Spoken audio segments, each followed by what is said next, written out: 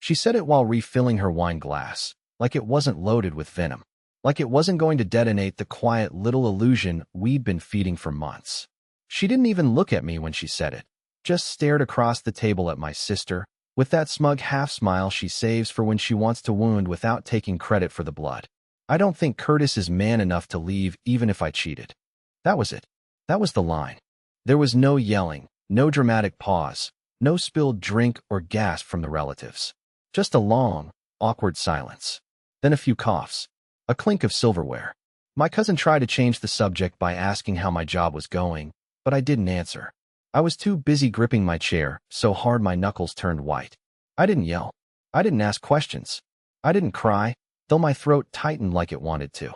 I just stood up, slowly, carefully, and I walked out. Out of my mother's house. Out of the family dinner we'd hosted together. Out of the nightmare I hadn't realized I'd been living in until she cracked it open in front of everyone. I didn't slam the door. I didn't take my coat. I didn't even grab the stupid banana pudding I'd made from scratch. I got in my car and drove until I didn't recognize the names on the street signs. Then I pulled over into a gas station parking lot, turned off the engine, and just sat there, watching the orange glow of the convenience store lights flicker on and off like a dying pulse. She hasn't called. Not once. But I know that line wasn't a joke. And now that I've started digging, what I'm finding, she really meant it. It took me 2 full days before I could breathe without it catching in my chest.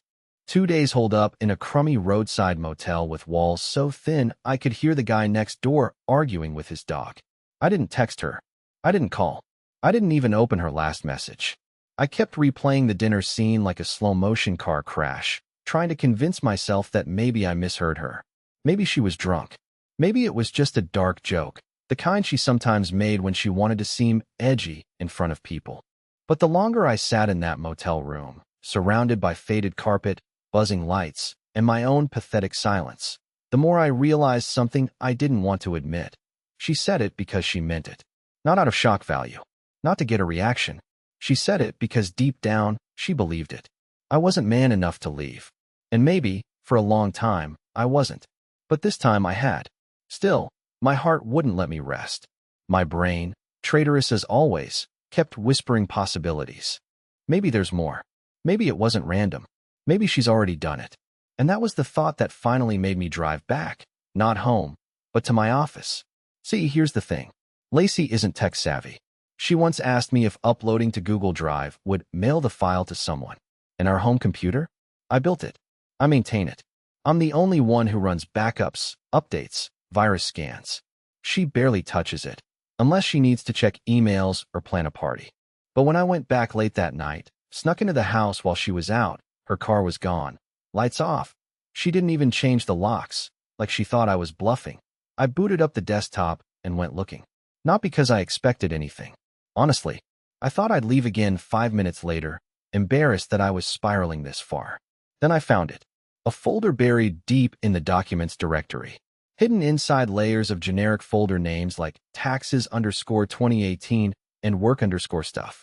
The final folder? It was called April. That was it. Just April. Inside. Screenshots. Messages. Voice notes. None of them sent to me. The first screenshot hit me like a sledgehammer. If he ever finds out, I'll just tell him it's emotional support. He's too soft to fight back. Sent to someone saved as Des Jim flexed biceps medium skin tone. I couldn't believe what I was reading. She was talking about me like I was a pet. A harmless, spineless husband she could outmaneuver at any moment. My hands started shaking as I clicked through more. There were selfies of her in our bedroom, when I wasn't home. Outfit check photos, like she was asking someone to pick which dress she'd wear on a date. One voice note was her whispering, "He's asleep. I'll call you in 10. Can't wait to feel your hands again." I had to pause halfway through. I felt like throwing up. I didn't sleep that night. I just sat in my car again, this time with proof. She didn't think I'd find it. She didn't think I'd leave. But now I had a reason to stay gone. She hadn't just crossed a line. She'd painted the entire road in gasoline and lit a match. And I was done pretending I didn't smell the smoke. I stared at the screen until the letters blurred. My head throbbed with the kind of pressure you get when something shifts in your reality, like stepping off a curb that isn't there. Everything suddenly feels wrong, off balance. And yet, there I was, alone in the dark, watching my wife flirt through texts and half-naked selfies inside the home I paid for, in the bed we used to share, to a man I hadn't even identified yet. Not fully. Des Jim flexed biceps, medium skin tone. I wish I could say I didn't recognize the name. I wish I could tell you he was a stranger, a random guy from the internet, or some coworker from her yoga class. But no. As I clicked further, through more screenshots and images that made my stomach knot, one video caught my eye. It wasn't explicit, but it was intimate. She was laughing. She was calling him Desi. She was in our backyard. And she wasn't holding the phone. He was. He was filming her. That's when my heart dropped. Desmond Tiller. My former college roommate. My best man at our wedding. The same guy I hadn't talked to in over a year because of some vague falling out that I never fully understood. He just stopped texting, said he was busy, moved across town, ghosted me slowly and politely. Now I knew why. The anger didn't come immediately. First was shame. Thick, slow shame that spread through my chest and made me want to shrink into the car seat until I disappeared. She cheated with him? Someone who once borrowed my dress shoes to take his own girlfriend to prom? Someone who used to crash on our couch after too many drinks? Someone who stood 2 feet from me as I cried during our vows. The betrayal wasn't sharp. It was dull and deep, like a rotten root system you don't realize is there until your whole tree collapses. I replayed every memory, every party where they shared inside jokes, every time I caught them glancing at each other too long, every time I told myself I was overthinking, that I was just insecure. Hell, I even remembered how she laughed when I asked once, "You two ever have a thing?" And she kissed me and said, "Please. Des is like a brother." Brother, huh? So I did what any wreck of a man would do. I didn't sleep. I drove to Des's gym at 6 a.m. and sat in the parking lot like a stalker. I waited for his black Jeep to show up, same one I helped him jumpstart 2 summers ago. When he stepped out, all athletic arrogance and fake humility, I saw the smug ease in his walk. And for a moment, I thought about walking up and asking him why. Just why? But I didn't. Because I knew what he'd say. He'd lie. Or worse, he'd smirk and tell me the truth. So instead, I went back to the house, logged into our joint bank account, and started the real process of leaving. Not the dramatic movie version. The boring, brutal, paper-heavy version. The one where you quietly drain half the savings and contact a lawyer your cousin once used. Where you take photos of furniture and text yourself serial numbers. Where you forward emails and print statements and move methodically, like a ghost cataloging the ruins of its old life. She still hadn't messaged me. Not once. And that silence? It told me everything. She didn't miss me. She didn't panic. She didn't even care enough to lie. But she would. Oh, she would. The funny thing is, when people cheat, they always think they're smart. Smarter than the person they're hurting. Smarter than the mess they're creating. But Lacey? She made one mistake. One tiny oversight that she probably never even thought about again. And that one thing flipped the whole story upside down. It happened the next morning. I was packing up some files from my cloud drive, the one she never used. It was mostly filled with work backups, scanned receipts, and tax folders. Boring stuff. But I remembered that months ago, I'd linked the home computer to the cloud account, just to auto-backup in case of crashes. I hadn't touched it in ages. Out of nothing but spiteful curiosity, I checked the Recent Uploads tab. That's when I saw a file named voice_record_22_bathroom. Wave. The timestamp? From 3 weeks ago. Around 11:47 p.m. My heart rate kicked up instantly. I knew the naming convention. That wasn't hers. That was my old digital voice recorder, the one I'd lost months ago and assumed she'd tossed. It had a habit of turning on accidentally when bumped or dropped. Apparently, it had turned on that night, auto-saved, and backed itself up to my cloud. I downloaded it. I almost didn't want to listen, but I did. It was scratchy at first. Background noise. Then water running. Footsteps. Then her voice. Lacey's unmistakable, annoyed voice. Half whispering and half laughing. You seriously think he suspects anything? He couldn't even tell I moved his car keys 2 inches. He's like, domesticated. It's cute, kind of sad. Then a deeper voice. Desmond. Well, let him be sad. He's got the house, the job, the fantasy. We've got us. Then a long pause. Some movement. A muffled sound I didn't want to identify. And then, I should go cuddle him for a minute so he doesn't overthink. I paused the recording. My ears were hot. My skin was ice. The humiliation hit so hard I dropped the mouse. I had been a charity project. A clueless, soft-hearted idiot they laughed about behind closed doors while I folded laundry and made her tea before bed. But then came the real moment, the one that changed everything. Toward the end of the recording, I heard Desmond again. But this time, his voice wasn't smug. It was lower, more serious. You still haven't told him about the clinic, right? Lacey's voice tensed. No, he doesn't know. He can't. It would ruin everything. The clinic? What clinic? My stomach turned.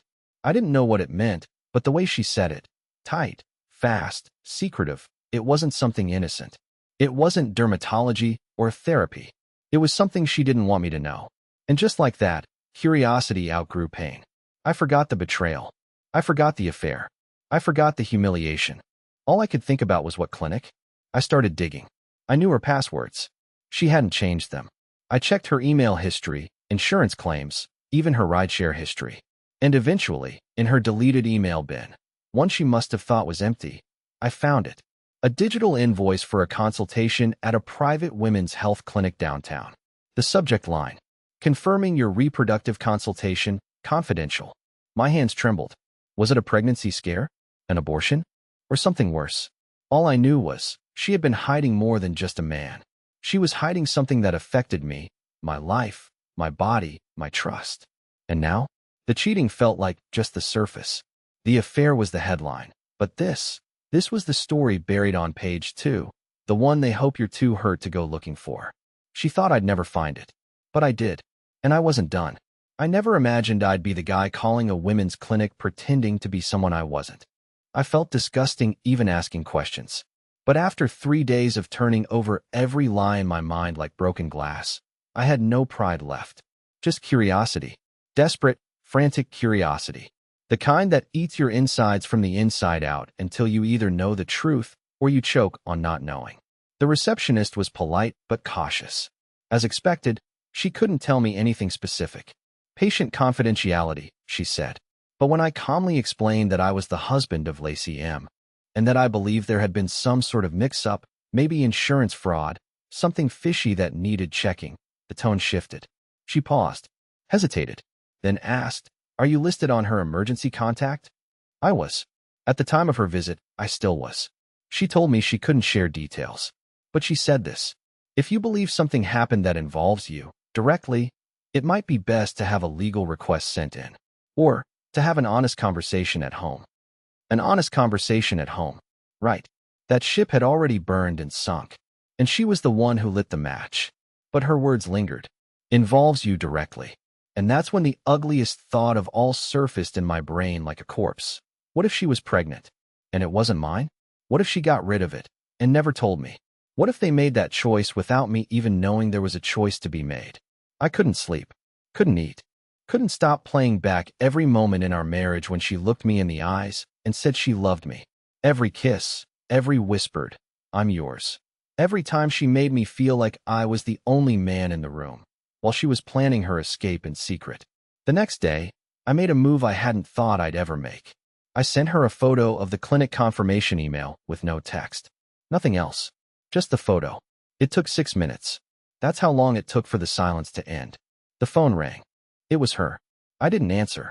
She called again. Then again. 8 times in total. I let them all ring. Then she switched to texts.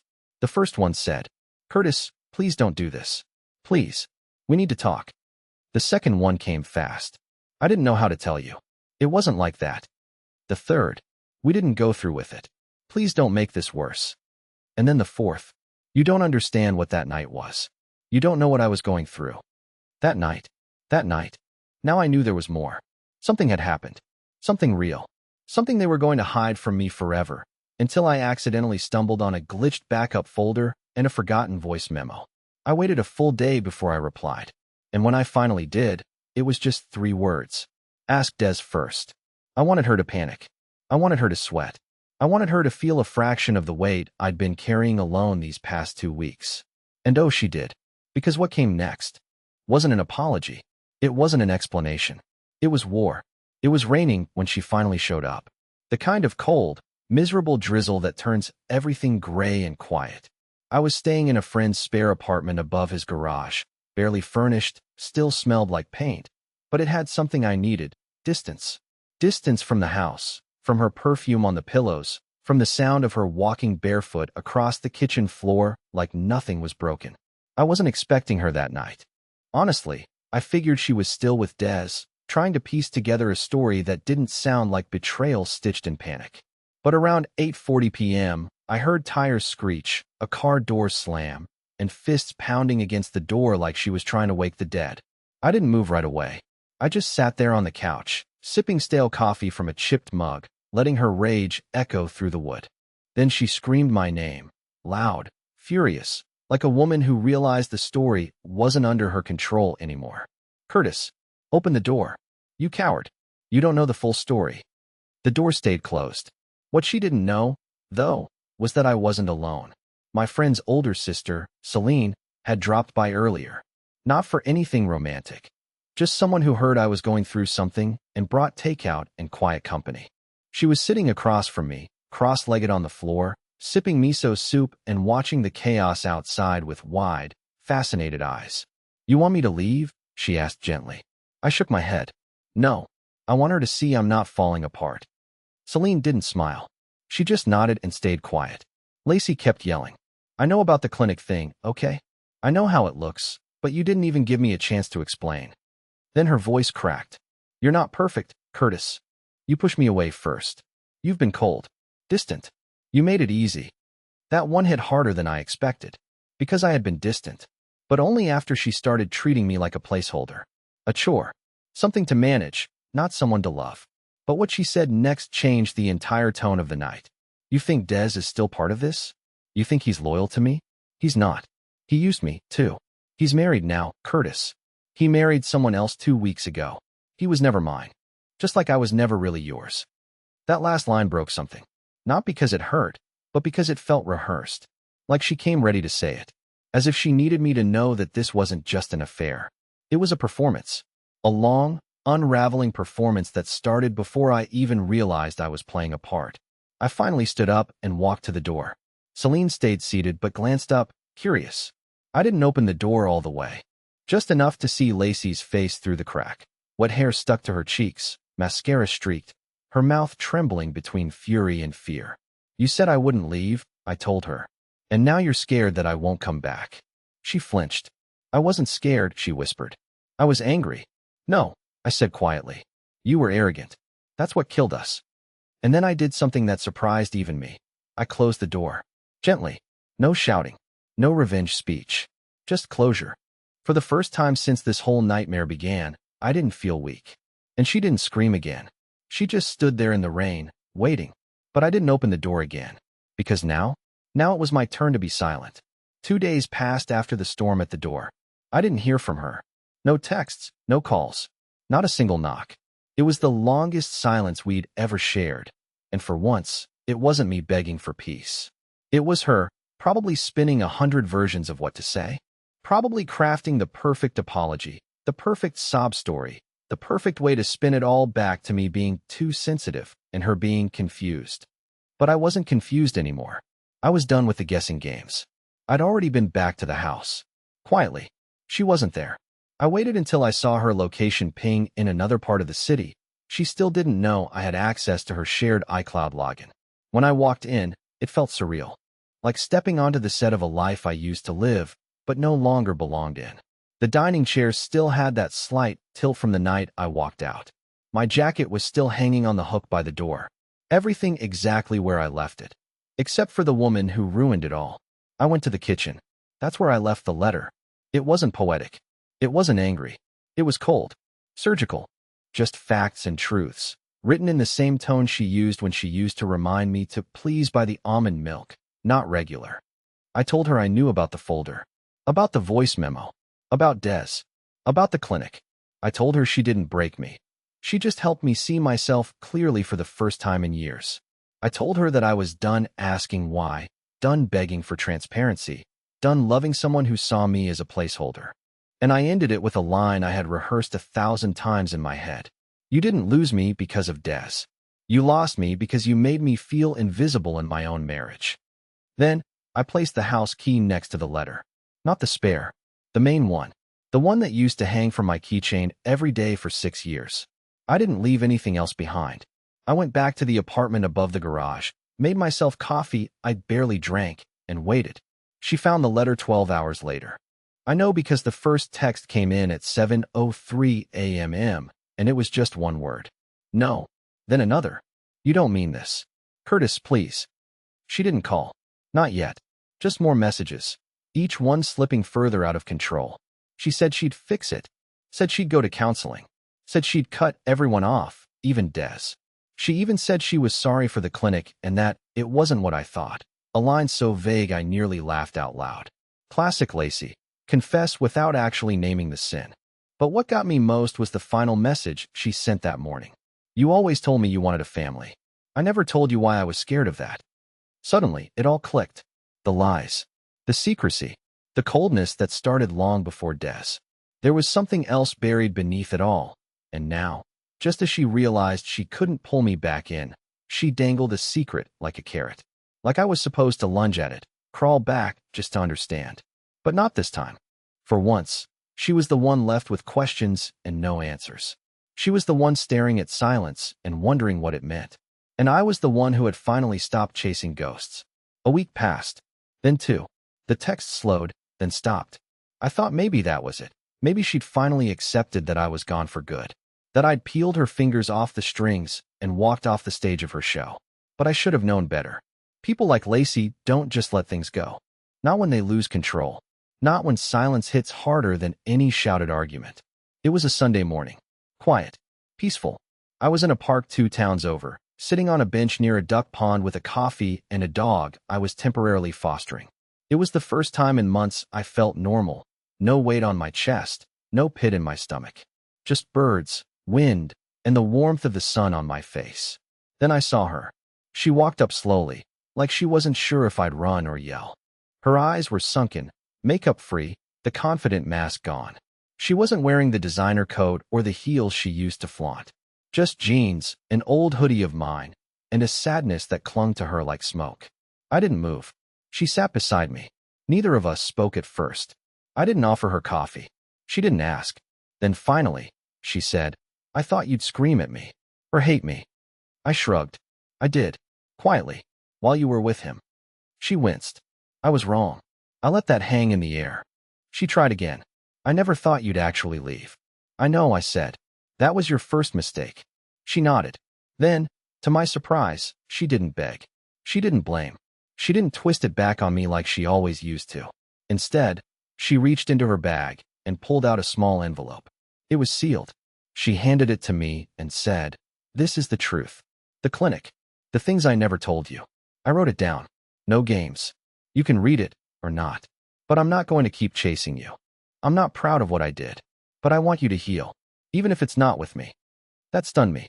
Not because I forgave her. Not then, not there. But because for the first time in years, she finally let go of control. No performance. No manipulation. Just truth. I didn't open the envelope right away. I let her walk away first. And I swear, for the first time since everything collapsed, I felt something shift. Not closure. Not peace. But possibility. 3 months later, I moved into a new apartment. Clean walls.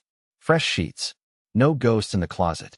I opened the envelope one rainy night with no expectations. Inside was a short, honest letter.